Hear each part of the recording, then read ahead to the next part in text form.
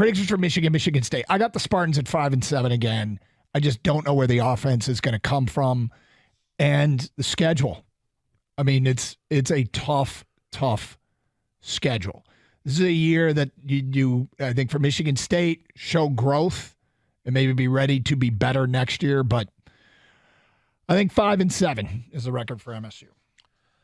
I went with 7-5, and I go back to what I said earlier. I think it's about what you think with the quarterback position and situation. And I think the reason Peyton Thorne left Michigan State was because he knew he wasn't going to win the starting job this year. So that means, in my mind, the Michigan State has an upgrade at quarterback. I think they got some things to sort out with wide receiver, who's going to emerge.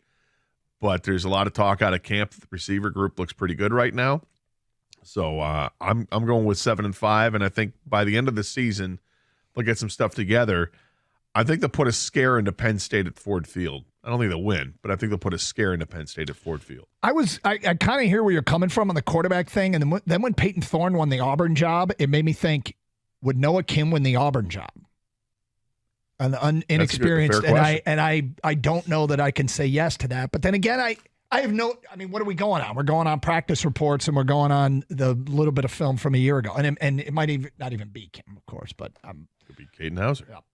All right, Michigan. I got them at 11-1. I think the thing about college football is you can sit here and say they might be favored in every single game, but there's a level of variability with 18, 19, 20, 21-year-olds. And during the regular season, you're going to play some games where you're just not at your sharpest.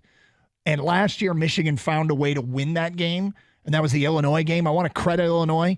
And the thing about Michigan is, offensively, when they went up against a good secondary, they struggled, and Illinois had that. But at the end of the day, you have a level of variability where a game can get you. And even if they are favored in every game, I think that variability. Now, that as long as the game is in Ohio State, the job at hand, and I've said this the last couple of years, is get to the final game with a chance to win the Big Ten East. And I don't think that changes, because if you win the Big Ten East, then you go to the Big Ten title game, and then you're playing for a spot in the playoff, which is, kind of a baseline goal for this team. Yeah, I think Michigan goes 11-1 as well. I think their loss will be at Penn State. I think Penn State returns so much talent. The one that they return a quarterback who took some snaps last year, but the quarterback is awfully talented. The running game is going to help them tremendously. They got a couple of really good running backs there. Defensively, they've got some studs on the defensive line. They've got an awesome offensive lineman. I think Penn State's going to be a headache for a lot of teams this year, but it's the Big Ten. So you've got the three main teams in the Big Ten East that'll do battle with each other. I still think Michigan comes out the winner in the Big Ten East, even though they'll have the one loss, and they'll represent the Big Ten when it comes time for the college football playoff. All right, so get your picks in. We need 10 letters now. No. 10 carrier pigeons now. Send us your ravens now.